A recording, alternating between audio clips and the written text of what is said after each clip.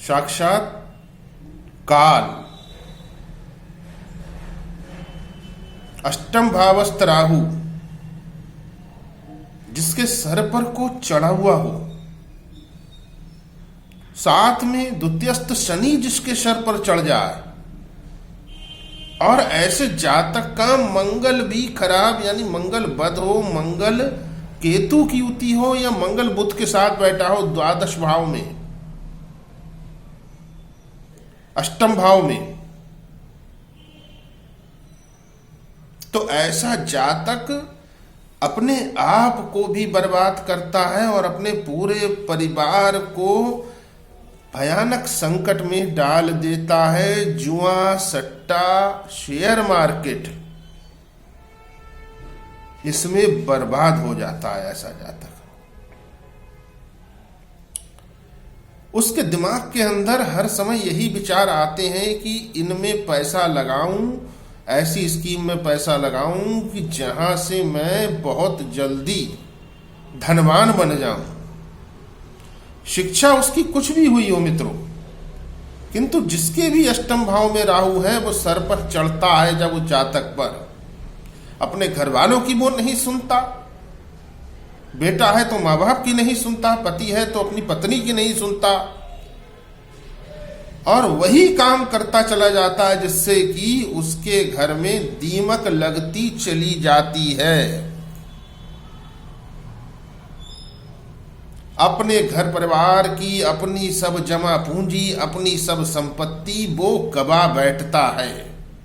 उसके यार दोस्त मित्र बहुत तायत में होते हैं और वो सबके ऊपर अपने घर वालों से अधिक विश्वास करता है, आंखें मूंद कर विश्वास करता है, और वो मित्र उसके साथ निश्चित रूप से धोखा करते हैं, उसे बर्बाद कर देते हैं, उसको बहकाते हैं, और या तो उसका धन, उसकी संपत्ति वो स्वयं हड़प लेते कुछ ना कुछ ऐसा करके, या उसका धन, उसकी संपत्ति ऐसी जगह पर को वो लगवा देते हैं जहां से फिर वो वापस नहीं मिलती। ऐसा जातक अपने परिवार को भी बर्बाद करता है और अपनी ससुराल को भी बर्बाद कर देता है। दूसरी बात मित्रों, 28 से 39 साल का समय अवस्था का, उसमें ऐसा जातक बड़ी बीमारी का भी शिकार होता है। तो इन सब से बचने हेतु 3 अकाट्य यहां पर आपको उपाय बताएंगे कि कैसे इस साक्षात काल रूपी राहु जो अष्टम भाव में हो और द्वितीय भाव में शनि मार्केश, इसका शमन कैसे किया जाए। आपके घर में आपका पुत्र हो सकता है, आपके पति हो सकते हैं, आपका भाई हो सकता है, जिस पर इसका प्रभाव हो सकता है। स्त्रियों पर प्रायः इसका प्रभाव नहीं होता मित्रों, पुरुष जातकों पर ही होता है। और जैसे कहते हैं ना कि पूरा परिवार बहुत अच्छा, पूरा परिवार धर्म पर चलने वाला, पूरा परिवार जिसने कभी किसी का बुरा नहीं करा, लेकिन घर में एक ऐसा कोई शख्स है, जैसे कहते हैं ना एक मछली पूरे तालाब को गंदा कर देती है, वैसा ही ये शख्स हो सकता है, आपका पुत्र, आपका भाई, आपका बेटा, आपका पति। तो इनको सुधारना है। पहली बात तो ऐसा जातक आपकी बात ही नहीं मानेगा, तो कुछ दिन तक तो आपको उनका नाम लेकर, उनके गोत्र का नाम लेकर आपको वो उपाय करने होंगे जो मैं यहां आपको अभी बताने वाला हूं। और यदि ऐसा जातक खुद ही चीजों को कर लेता है, कैसे भी करके उनसे करवाइए और देखिए कितना अच्छा रिजल्ट आता है, कैसे वो इन सब चीजों को तिलांजलि दे देगा।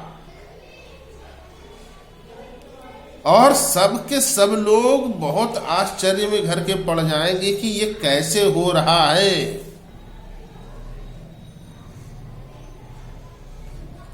मित्रों, जो ये उपाय है, ये बहुत असरकारी है। इनको आप उनसे करवा लेते हैं तो बहुत अच्छा, नहीं तो आप खुद करिए।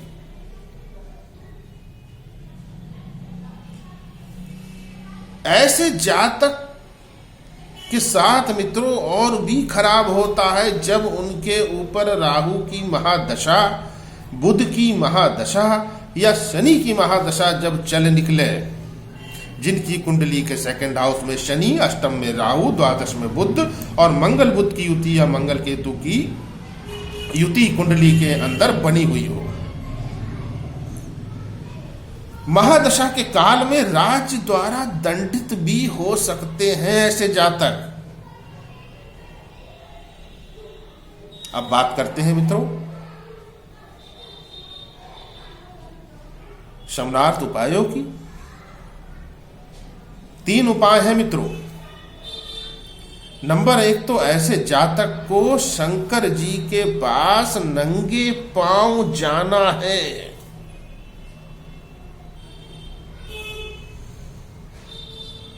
शनि के शमन के लिए नंगे पांव जाकर पश्चाताप करना है। प्रतिदिन शिवालय में जाना है, नंगे पांव जाना है और अपने हाथ पीछे करके बस बैठ जाना है, जैसे कि एक दंड पाया व्यक्ति न्यायाधीश के सम्मुख बैठता है। सच्चे मन से बैठना है, 1 मिनट 2 मिनट आपकी इच्छा है और उनसे मन ही मन क्षमा मांगना है। अब आप उनकी एवज में जाएंगे तो आपको ये क्रिया करना होगी। पिता जाएं तो ज्यादा अच्छा रहेगा, भाई भी जा सकते हैं। नाम लीजिए, गोत्र बोलिए और वहां बैठकर इस क्रिया को आप कर सकते हैं कि मैं अपने पुत्र की तरफ से ये या भाई की तरफ से ये कर रहा हूं। दूसरी बात मित्रों, ये दूसरा उपाय बहुत तगड़ा उपाय है मित्रों। इससे शनि और राहु और खराब मंगल तीनों की शांति हो जाएगी उस जातक की। स्टील के लोटे में जल, गंगा जल, कच्चा दूध, थोड़ी चीनी डालिए और उसमें थोड़े से काले तिल डाल लीजिए बस, और ये आप शिवलिंग पर अर्पित कीजिए। किंतु ध्यान देने वाली बात मित्रों, आपको ऐसा शिवलिंग चुनना है, ऐसा शिवलिंग ढूंढना है जिसके ऊपर नाग देवता विराजमान हो। पीतल के, अष्टधातु के, पंचधातु के या फिर चांदी के। आपको जब वो जल की धार देनी है तो वो नाग देवता के ऊपर से होते हुए शिवलिंग पर को अर्पित हो।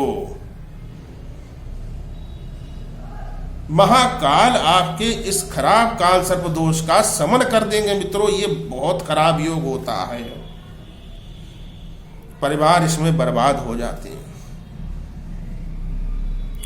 तीसरा उपाय, यदि आप सक्षम हैं तो आपको चांदी के नाग नागिन का जोड़ा हर प्रदोष पर, शिव तेरस जिसको बोलते हैं, प्रदोष पर को अर्पित करना है। 7 प्रदोष कर लीजिए। किसी पुरोहित के माध्यम से आप कर सकते हैं पूरे विधि विधान के साथ, नहीं तो आप स्वयं भी कर सकते हैं। उस दिन रात्रि काल में आपको जाना है, वैसा ही दूध लेकर जाना है जो मैंने अभी आपको बताया, जल, मीठा, दूध आदि मिश्रित, और ये चांदी का जोड़ा नाग नागिन का ये व्यक्ति स्वयं करे। बहुत बढ़िया रहेगा उस परिवार के लिए। वो जातक उन सब चीजों से बाहर होकर इतना अच्छा अपने जीवन में कुछ करेगा कि सब बहुत आश्चर्य में आएंगे।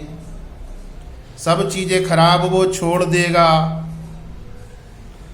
और कोई न कोई ऐसा कार्य व्यवसाय वो पकड़ेगा जिससे घर के अंदर लक्ष्मी जी स्थायी रूप से निवास करने लगती हैं। चांदी का नाग नागिन का जोड़ा अर्पित करके उनके ऊपर बस वो दूध की धार छोड़ दीजिए। प्रदोष, शिव तेरस वाले दिन रात्रि काल में, प्रदोष काल। मित्रों, मैं आचार्य आशीष शास्त्री आपकी सेवा में अनवरत तत्पर। वीडियो को लाइक अवश्य कीजिए दोस्तों, आपका एक लाइक हमारे लिए अनमोल है। चैनल पर पहली बार हो सब्सक्राइब करना ना भूलें और वीडियो को अधिक से अधिक शेयर कर दीजिए ताकि अन्य लोग भी लाभ उठा सके मित्रों। और लाइक करने में दोस्तों कंजूसी मत कीजिए। जय सिया राम।